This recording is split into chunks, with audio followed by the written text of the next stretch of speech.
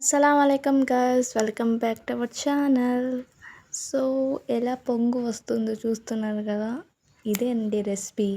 వేడి వేడిగా సాంబార్ రైస్ ఎలా ఉంటుంది ఈ కాంబినేషన్. మస్తుగా ఉంటుంది కదా. మీరు ఎంతమందికి ఇష్టమో కామెంట్ చేయండి. ముందుగా కందిపప్పును ఉడకపెట్టి కుక్కర్ 10 విజిల్లు వచ్చేంత వరకు ఉడకపెట్టుకోవాలి. ఒక కడాయిలో పసుపు, కారం, ఎర్రగడ్డ వేసి అందులో మనం కట్ చేసుకున్న వెజిటేబుల్స్ మొత్తం వేసేయాలి. చూస్తున్నారు కదా కుక్కర్లో ఎలా విజిల్స్ ఎంతవరకు పెట్టున్నానో చూస్తున్నారు కదా. సో విజిల్స్ వస్తున్నాయి ఇక్కడ చూస్తున్నట్టయితే ఇక్కడ రెడీ అవుతుంది సాంబార్కి. ఉప్పు కూడా వేసుకున్నాం.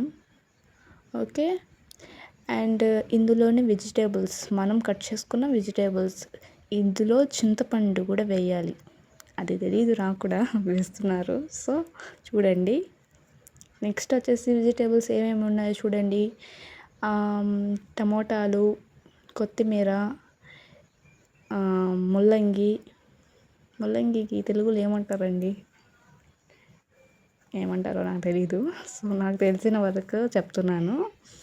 నెక్స్ట్ వచ్చేసి వాటర్ వేసేసుకున్నామా, బాగా కలిపేసుకున్నామా, అది తీసుకుని వెళ్ళి స్టవ్ వెలిగించి కడాయి పెట్టేసి బాగా బాయిల్డ్ అవ్వాలి. ఓకే, ముల్లంగి తెలుగులో ఏమంటారు నాకు తెలీదు, కామెంట్ చేయండి తప్పకుండా. అస్సలు ఐడియా లేదు ఏమంటారో కూడా. ఓకే, ఇది వచ్చేసి మనం తాలింపు పెట్టుకుంటాం కదా, అది కరివేపాకు, వెల్లుల్లి, దంచిన వెల్లుల్లి, ఎర్రగడ్డ, చింతపండు రసం చూస్తున్నారు కదా. అది పెట్టుకొని ఉందాం.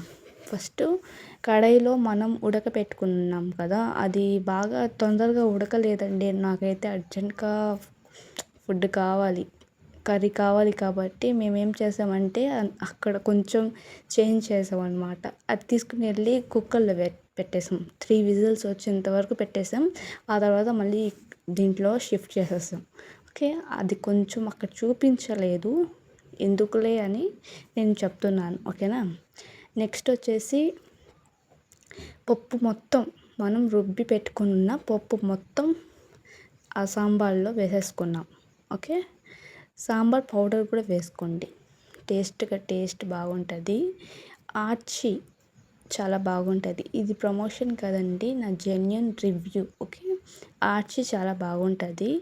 అండ్ ఆశీర్వాద్ కూడా ఆర్చీయే బాగుంటుంది నాకు తెలిసి. ఓకే, ఆర్చీ వేసుకోండి, ఆర్చీ సాంబార్ పౌడర్ వేసుకోండి. నెక్స్ట్ వచ్చేసి ఇందులో చింతపండు వేయాలి. చింతపండు రసం ఉంది కదా, అది వేసేయండి. ఇప్పుడు బాగా పోపు పెట్టుకోవాలి. పోపు అందరికీ తెలుసు కదా ఎలా పెడతామో, ఈజీగానే చేసేయచ్చు. పోపు అనేది ఏమంత టఫ్ ఏం కాదు. మరి రాని వాళ్ళకి, మరి అసలు తెలీదు, అసలు వంటే తెలీదు అనుకున్న వాళ్ళకి నేను చెప్తాను. ఒక కడాయిలో ఆయిల్ వేసుకోండి, ఆవాలు వేసుకోండి, జీలకర్ర వేసుకోండి, ఎర్రగడ్డ మనం ఇప్పుడు కట్ చేసుకుని పెట్టుకుని ఉన్నాం కదా, ఎర్రగడ్డ, వెల్లుల్లి, దంచిన వెల్లుల్లి వేసుకోండి. కొద్దిగా ఇంగువ వేసుకోండి. ఓకే, మేమైతే నంచుకోవడానికి అప్పడాలు చూస్తున్నారు కదా, అప్పడాలు, ఉప్పు మిరపకాయలు. ఓకే, ఉప్పు మిరపకాయలు, అప్పడాలు, పెరుగు మిర్చి అనిగా అంటారంట, నాకు తెలీదు, మీలో తెలిస్తే చెప్పండి. అండ్ ఉప్పు మిరపకాయలు, అప్పడాలు, వేడి వేడి అన్నం, సాంబార్ చూస్తున్నారు కదా. పోపు బాగా వేయించుకొని ఇలా పోపు వేసేస్తే సాంబార్ రెడీ అయిపోద్ది. చూస్తున్నారు కదా ఎంత మంచిగా కనిపిస్తుందో. కనిపించడమే కాదు, చాలా రుచిగా కూడా ఉంది. ఎవరు కూడా ఇది స్కిప్ చేయకుండా చూసి నేర్చుకొని చేయండి. ఓకేనా. చాలా రుచిగా, చాలా అద్భుతంగా ఉంది సాంబార్ మాత్రం. ముల్లంగి సాంబార్ ఇది. ఓకేనా, ముల్లంగి సాంబార్లో అయితే మనం మ్యాక్సిమం వంకాయ, బెండకాయ అలా వేస్తాం. ఇది మాత్రం ముల్లంగి సాంబార్ చాలా స్పెషల్ అయిన సాంబార్. ఆల్మోస్ట్ అందరికి తెలుసు, కానీ మా ఇంట్లో ఇది స్పెషల్. ఓకే, చాలా బాగుంది. నాకైతే చాలా పిచ్చి పిచ్చిగా నచ్చేసింది. మా అమ్మ ఏం చేస్తే కూడా అద్భుతమే. దానికి ఏం పెట్టలేం. అద్భుతం, అద్భుతం, అద్భుతం అంతే. ఓకే.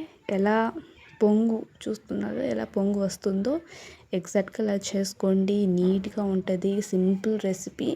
నేను ఫస్ట్లో నేనైతే చూస్తున్నప్పుడు నాకు చాలా టఫ్ అనిపించింది. అబ్బా, సాంబార్ ఎలా చేస్తారో ఏమో తెలీదు కదా, అందుకే అలా అనిపించింది. నేను దగ్గరుండి చూశాను కాబట్టి చాలా ఈజీగా అనిపించింది. ఇంకా చేయడంలో కూడా ఇది చూస్తూ నేను చేసేయచ్చు అంటే మీరు కూడా చేసేయచ్చు. అంత ఈజీగా ఉంది. నచ్చితే లైక్ చేయండి, షేర్ చేయండి, సబ్స్క్రైబ్ చేసుకోండి. ఎక్కడ కూడా స్కిప్ చేయకుండా చూడండి. చూస్తుంటేనే అన్నం వేసుకొని వేడి వేడి సాంబార్లో వేసుకొని తింటుంటే ఆ రుచే వేరు. సరే అండి, నెక్స్ట్ వీడియోలో కలుద్దాం. Bye bye.